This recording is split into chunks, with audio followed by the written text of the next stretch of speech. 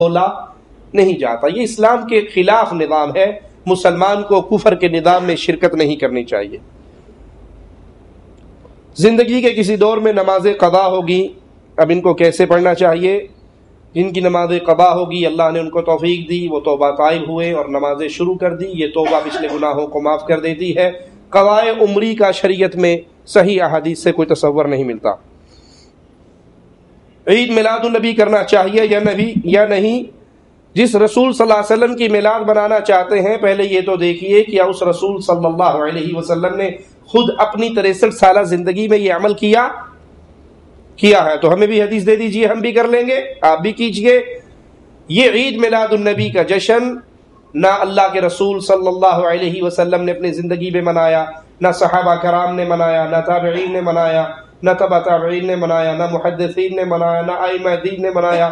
یہ 600 سال کے بعد ملک اربل کے بادشاہ ملک مظفر نے اس بدعت کا آغاز کیا. یہ بدعت ہے جو اللہ کے نبی صلی اللہ علیہ وسلم کی مبارک زندگی کے 650 سال بعد شروع ہوئی. یہ دین نہیں ہے، بلکہ دین کے نام پر مولویوں کے کھانے کا ڈھونگ ہے. جہیز حرام ہے یا حلال؟ جہیز ہندوؤں کی رسم ہے. مسلمان لڑکی کے باپ پر اچھا نام رکھنا، اچھی تربیت کرنا، اچھی جگہ اس کا نکاح کر دینا، یہی ذمہ داری ہے. باقی جہیز کا سارا معاملہ، گھر کا ساز و سامان، وہ لڑکی کے ذمہ نہیں ہے بلکہ لڑکے کے ذمہ ہے.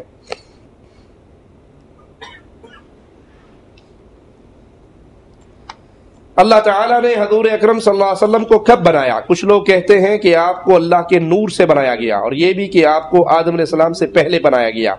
کیا یہ صحیح ہے؟ شیعہ کا یہ عقیدہ ہے کہ اللہ تعالیٰ نے اپنے نور سے رسول اللہ صلی اللہ علیہ وسلم اور اہل بیت کا نور بنایا، پھر ان سے پوری کائنات کو بنایا. یہ اہل ایمان کا عقیدہ نہیں ہے، بلکہ رسول صلی اللہ علیہ وسلم کے بارے میں قرآن حکیم ہمیں تعلیم دیتا ہے. سورۃ کہف آخری آیت ہے، قل اے نبی کہو انما انا بشر مثلکم، میں تمہارے جیسا انسان ہوں. اللہ کے نبی کے بارے میں یہ عقیدہ رکھنا کہ اللہ کے نبی اللہ کے نور میں سے نور ہے. ایک تو ہے نور ہدایت، اللہ کے رسول صلی اللہ علیہ وسلم ہدایت کا نور لے کر آئے، ایمان کا نور لے کر آئے، توحید کا نور لے کر آئے، جس سے کفر کے اندھیرے چھٹ گئے اور جہاں کے اندر ایمان کی بہار آئی، ایمان کی فضا برپا ہوئی. درست ہے، ہم مانتے ہیں، لیکن کوئی یہ سمجھے کہ رسول کریم صلی اللہ علیہ وسلم اللہ کے نور میں سے نور ہے. جیسے اذان سے پہلے ہمارے علاقوں میں آواز گونجتی ہے الصلاۃ والسلام علیک یا نورا من نور اللہ، کہ محمد صلی اللہ علیہ وسلم اللہ کے نور میں سے نور ہے. یہ عقیدہ کفر کا عقیدہ ہے. یہ ایسے ہی ہے جیسے عیسائیوں نے کہا تھا عیسی ابن اللہ، عیسی اللہ کا بیٹا ہے. یہودیوں نے کہا تھا عزیر ابن اللہ، عزیر اللہ کا بیٹا ہے. تو آج کوئی کلمہ پڑھنے والا یہ کہے کہ محمد صلی اللہ علیہ وسلم اللہ کے نور کا ٹکڑا ہے یا اللہ کے نور میں سے پیدا ہوا، تو پھر یہ کفر ہے. کیونکہ قل هو اللہ احد اللہ الصمد لم یلد ولم یولد، نہ اللہ نے کسی کو جنا ہے نہ وہ جنا گیا ہے، نہ اللہ کسی میں سے پیدا ہوا ہے، نہ کوئی اللہ کے نور کا ٹکڑا اس دنیا میں ہے. باقی کیا اللہ کے نبی کو آدم علیہ السلام سے پہلے بنایا گیا؟ صحیح حدیث ہے، اللہ کے نبی صلی اللہ علیہ وسلم سے پوچھا گیا کہ آپ کب نبی تھے،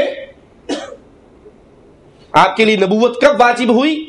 تو اللہ کے نبی صلی اللہ علیہ وسلم نے فرمایا میرے لیے نبوت واجب ہوئی جب ابھی آدم علیہ الصلوۃ والسلام مٹی اور گارے کے درمیان، پانی اور مٹی کے درمیان تھے، میرے لیے نبوت واجب ہو چکی تھی. اس کا معنی کیا ہے؟ اس سے کچھ صوفیہ یہ گمراہی پھیلاتے ہیں کہ اللہ کے نبی صلی اللہ علیہ وسلم کو اس وقت وجود بخش دیا گیا تھا. اس وقت وجود، کچھ صوفیہ کا یہ عقیدہ ہے. مولانا طارق جمیل صاحب بھی اپنی تقریروں کے اندر یہی عقیدہ بیان کرتے ہیں کہ اللہ کے نبی صلی اللہ علیہ وسلم کو اللہ نے سب سے پہلے وجود بخشا. نہ زمین تھی نہ آسمان تھا، اور اللہ آپ کو کہہ رہا ہے یاسین والقرآن الحکیم انک لمن المرسلین. آدم کی پیدائش تو چند ہزار سال کی ہے، ان کائنات کی پیدائش 15 ارب سال کی ہے، جو سائنسدان کہہ رہے ہیں پیدائش. ورنہ اللہ کہتا انہ لمن المرسلین، وہ میرا رسول ہے، وہ کی کہانی نہیں ہے. کاف کیا ہے؟ آپ تو انک لمن المرسلین، مجھے قرآن کی قسم، اے میرے محبوب تو میرا رسول ہے۔ یہ لفظ کاف یہ بتا رہا ہے کہ زمین آسمان کوئی نہ تھے اور اللہ اپنے نبی کو وجود دے چکا تھا، وجود بخشا۔ یہ غلط ہے۔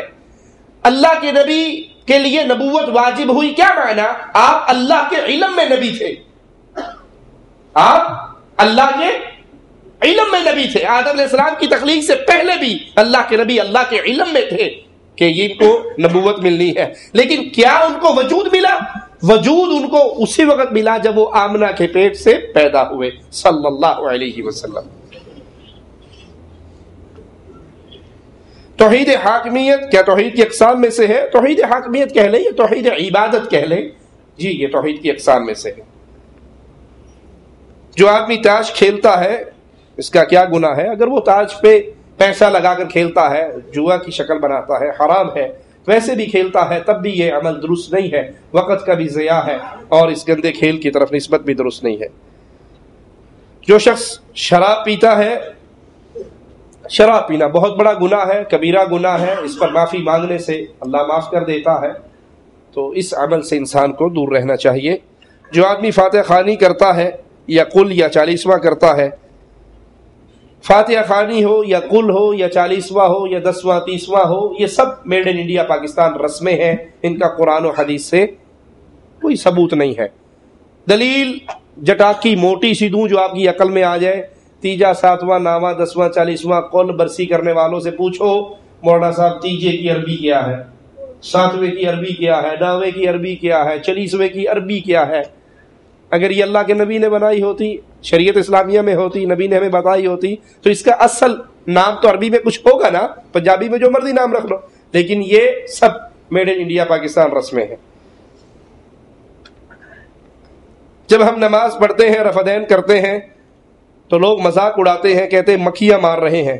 جو نماز کا مذاق اڑائے اس کا کیا گناہ ہے؟ دیکھیے رسول صلی اللہ علیہ وسلم کی سنتوں کا مذاق اڑانا، دین اسلام کی کسی چیز کا مذاق اڑانا کفر ہے۔ دین اسلام کی کسی چیز کا مذاق اڑانا کفر ہے۔ کوئی داڑھی کا مذاق اڑائے، کوئی پردے کا مذاق اڑائے، کوئی رفع دین کا مذاق اڑائے، یہ کفر ہے۔ یہ انسان کو خطرناک ترین وادی میں لے جاتا ہے۔ تو زندگی میں کبھی بھی دین اسلام کے کسی مسئلے کا مذاق نہ اڑائیے۔ یاد رکھیے، ایک شخص دین اسلام کے کسی مسئلے پر عمل نہیں کرتا، یہ گناہ گار ہے۔ ایک داڑھی نہیں رکھتا، شیو کرتا، یہ گناہ گار ہے۔ ایک عورت پردہ نہیں کرتی، وہ گناہ گار ہے۔ لیکن جو پردے پہ طنز کرے، جو داڑھی پہ طنز کرے، جو سنت رسول پہ طنز کرے، اس کا مذاق اڑائے، تو یہ مذاق اڑانا اس کو وادی کفر تک لے جاتا ہے۔ جیسے تبوک کے سفر کا واقعہ آپ نے پہلے بھی کئی بار سنا، کچھ لوگ بیٹھے ہوئے ذکر کر رہے اور انہوں نے صحابہ کا مذاق اڑاتے ہوئے کہا کہ یہ بڑے پیٹو، بزدل، باتونی۔ تو ایک نوجوان نے کہا اللہ کے دشمن، میں تیری خبر اللہ کے رسول صلی اللہ علیہ وسلم تک پہنچاتا ہوں، اور اللہ کے نبی کے پاس آئے تو جبرائیل پہلے ہی آگے تھے، اور قرآن نے کیا کہا؟ اگر ان سے آپ پوچھیں تو یہ کہیں گے انما كنا نخوض ونلعب، ہم تو کھیل رہے تھے، مذاق کر رہے تھے، وقت گزاری کر رہے تھے۔ تو قرآن نے کیا کہا کہ اللہ سے، اس کے رسول سے اور اس کی آیات سے تم مذاق کرتے ہو، لا تعتذروا قد كفرتم بعد ایمانکم، اب مذاق، اب معذرت پیش نہ کرو، تم ایمان لانے کے بعد دوبارہ کافر ہو چکے ہو۔ تو شریعت اسلامیہ کی کسی چیز کا مذاق آپ کو وادی کفر تک لے جا سکتا ہے۔ ایک سنت پہ عمل نہ کرنا گناہ ہے، اور اس سنت کا مذاق اڑانا ہو سکتا ہے ایمان ہی انسان کے پلے میں نہ رہے۔ اور جو کہتا ہے کہ آپ مکھیاں مارتے ہو یا مکھیاں اڑاتے ہو، انہیں کو ایک دفعہ تو آپ بھی مارتے ہو نا، آغاز کرتے ہوئے تو آپ بھی اڑاتے ہو، اس وقت آپ کیوں اڑاتے ہو؟ اگر وہ اس وقت مکھیاں نہیں ہے تو بعد میں مکھیاں کیسے بنی؟ انا للہ و انا الیہ راجعون۔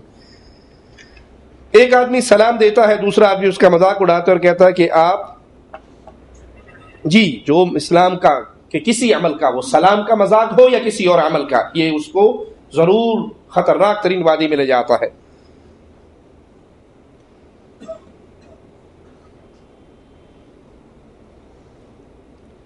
رسول کریم صلی اللہ علیہ وسلم کا فرمان ہے کہ اس عورت سے شادی کرے جو بچے زیادہ دینے والی، جی ایک روایت کے اندر اس کا ذکر آتا ہے کہ زیادہ بچے جننے والی عورت سے نکاح کیا جائے۔